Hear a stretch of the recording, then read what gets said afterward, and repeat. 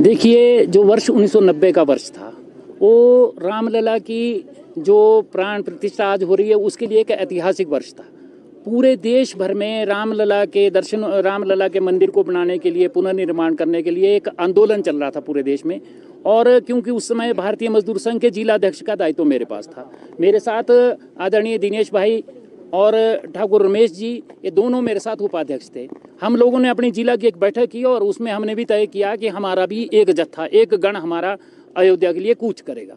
हमारे गण में हमारे साथ श्री लच्छी राम जी जो निजी क्षेत्र से थे, बालकृष्ण जी जो नगर निगम की यूनियन से थे, गोविंद राम शर्मा जी जो पूर्व विधायक है, उस समय एक कर्मचारी नेता होते थे, और किशोरी लाल जी। ऐसा हमारा 7 लोगों का एक गण हिमाचल प्रदेश की जो कर्मचारी क्षेत्र था, मजदूर क्षेत्र था, उसकी तरफ से यहाँ से कूच हुआ।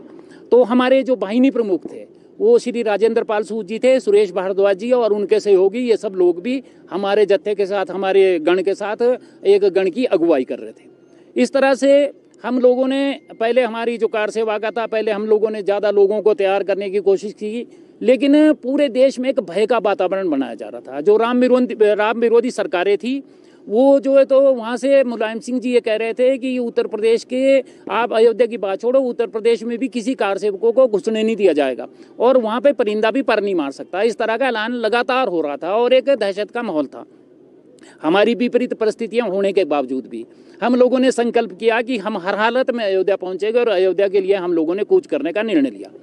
तो 27 तारीख को हम लोगों का यहाँ पर जो शिमला का सनातन धर्म मंदिर है, उसमें हम लोग सब इकट्ठे हुए। वहाँ से हमारे को विधिवत विदाई हुई। जब बस स्टैंड में हम लोग पहुँचे तो हमारे अभिभावक भी वहाँ पे थे। बहुत ही दर्दनाक दृश्य था, सब लोग रो रहे थे, सब लोग भावुक थे। और जिस तरह से हमारी वहाँ से विदाई हुई एक बस में, हम वहाँ से कालका पहुँचे। कालका में जैसे ही हम कालका से पीछे हमारे को उतार दिया गया और हम हिमाचल प्रदेश से वहाँ से पैदल गए। हम लोगों ने अलग अलग एड्रेस हमारे पास थे, उस एड्रेस के मुताबिक हम अपनी अपनी सीटों पर बैठ गए और हमारे जो भी पूछताछ वहाँ से शुरू हुई, क्योंकि हरियाणा में उस समय कांग्रेस की सरकार थी, इसलिए वहाँ से हमारी छानबीन शुरू हुई। लेकिन हम लोगों ने, हम बिल्कुल दृढ़ संकल्प के साथ अपनी सभी चीज़ों को लेकर बिल्कुल जो हमारे को जवाब देना था वो हम देते रहे और इस तरह से हम लोग उत्तर प्रदेश में प्रवेश कर गए। उस समय उत्तराखंड और जो उत्तर प्रदेश था वो एक ही राज्य था। तो वहाँ पे हम पहुँचे। वहाँ से बहुत सारे गुप्तचर हमारे जो डिब्बे थे उन ट्रेन के अंदर, वो हम वहाँ पे आ गए। लगातार कभी मेरे से पूछताछ हो रही थी, कभी दिनेश भाई से हो रही, कभी रमेश जी से पूछ रहे थे, कभी अन्य कार सेवकों से पूछ रहे थे। लेकिन हम लोगों ने उनको काफ़ी देर तक उलझा के रखा और हम लोग आगे बढ़ते हुए जब हम मुरादाबाद पहुँचे तो हमारे में से एक कार सेवक को पुलिस ने पकड़ लिया, गुप्तचरों ने पकड़ लिया और उसके बाद जिनसे वो बात कर रहे थे उनको एक एक करके उन्होंने पकड़ना शुरू कर दिया। आखिर में, सबसे आखिर में हमारे गण की बारी आई। हम लोगों ने वहाँ पे बहुत प्रोटेस्ट किया, लेकिन उन्होंने ज़बरदस्ती हमारे को उतार दिया।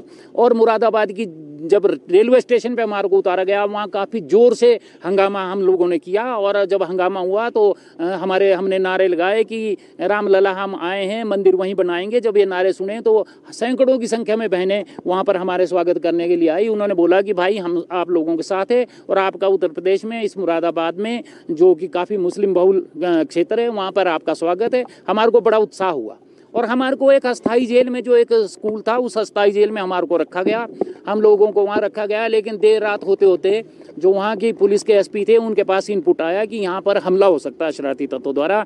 तो उन्होंने कहा कि आपको हमारे को शिफ्ट करना पड़ेगा और रात को 12 बजे वहाँ से हमारे को बिजनौर की जेल के लिए उन जो उत्तर प्रदेश की पुलिस थी उन्होंने वहाँ से शिफ्ट किया। हम लोगों ने उसका प्रोटेस्ट किया कि आप कहाँ ले जा रहे हैं। और बिजनौर की जेल के सामने काफ़ी देर तक बहुत बड़ा हंगामा होता रहा, हल्का लाठीचार्ज भी हुआ। उसके बाद हमारे को असली बिजनौर की जेल में अंदर रखा गया। एक अलग बार्ग में हम लोग थे।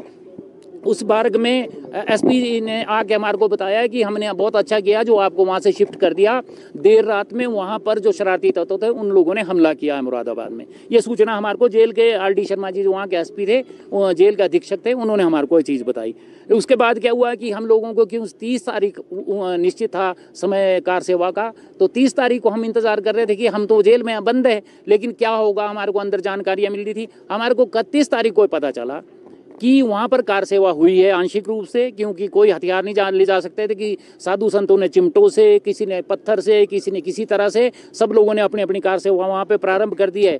लेकिन उत्तर प्रदेश की पुलिस ने वहाँ पर गोली चार्ज कर दिया और गोली से 2 कुठारी बंधु और ऐसे अनेक कार सेवक वहाँ पर मृत्यु को प्राप्त हो चुके हैं। वो शहीद हो गए और सरयू नदी बिल्कुल लाल हो चुकी है। सरयू नदी में खून बह रहा है कार सेवकों का। इसको बात को लेकर हम बहुत दुखी हुए और अंदर जेल में ही बहुत हमने काफ़ी प्रोटेस्ट किया।